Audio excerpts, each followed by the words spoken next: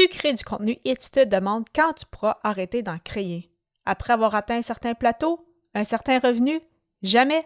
C'est le sujet du jour.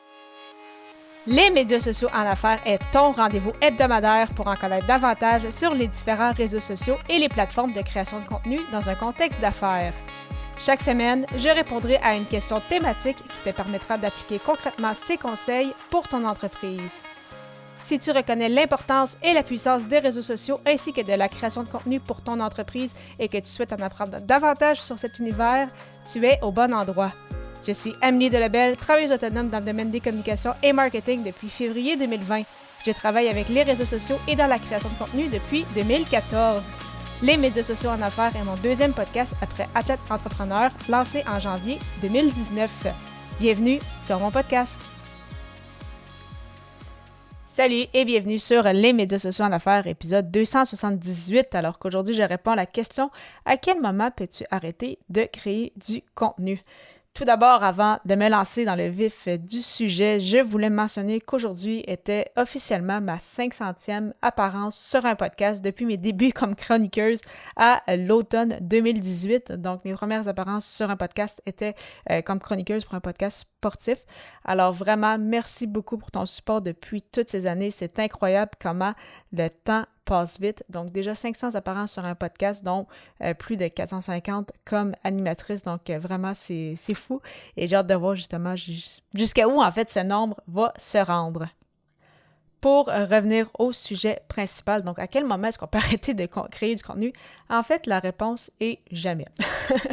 Donc, oui, parfois le projet va changer, comme moi, c'est arrivé avec mon podcast Athlète Entrepreneur que j'ai arrêté après 4 ans et c'est tout à fait correct aussi parce que tu changes, tu évolues, tout comme ton persona également. Donc, c'est normal que certains projets, même en création de contenu ou en affaires ou autres, vont t'apporter peut-être moins de bonheur, vont t'apporter moins les résultats que tu souhaitais avoir ou justement ça ne va plus te satisfaire et c'est tout à fait correct de passer à autre chose. Donc, plutôt que de juste continuer en disant « j'ai déjà commencé, il faut absolument que je continue », pas du tout, c'est correct d'arrêter un projet, mais cependant, justement, c'est important quand même de continuer de créer du contenu. Donc, au lieu, si par exemple, tu décides d'arrêter un podcast, mais peut-être lancer une infolette, peut-être relancer un autre podcast comme j'ai fait avec celui-ci. J'avais déjà arrêté à Athlète Entrepreneur, puis ce podcast-ci était déjà arrêté, était déjà commencé en fait, mais j'ai continué justement sur ce podcast-ci. J'ai pris le temps que j'avais que je passais plus avec Athlète Entrepreneur sur ce podcast-ci et sur mes publications LinkedIn.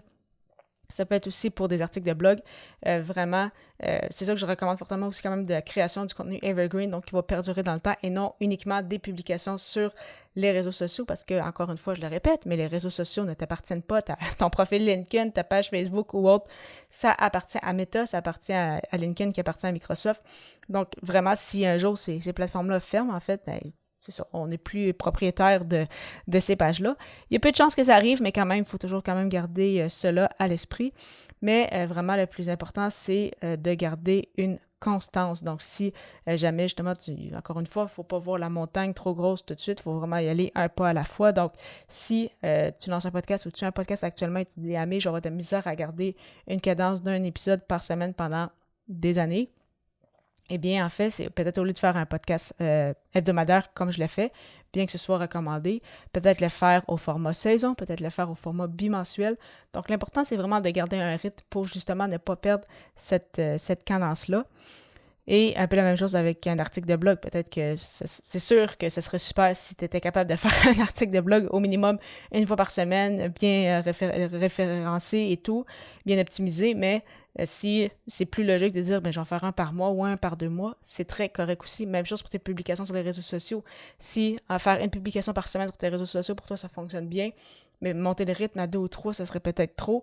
Il n'y a vraiment pas de souci. Donc, c'est vraiment, encore une fois, comme on l'a mentionné la semaine dernière, donc vraiment y aller avec le plus petit pas possible. Si jamais tu ne l'as pas écouté, donc l'épisode 277, donc le ameliedebel.com/E majuscule 277.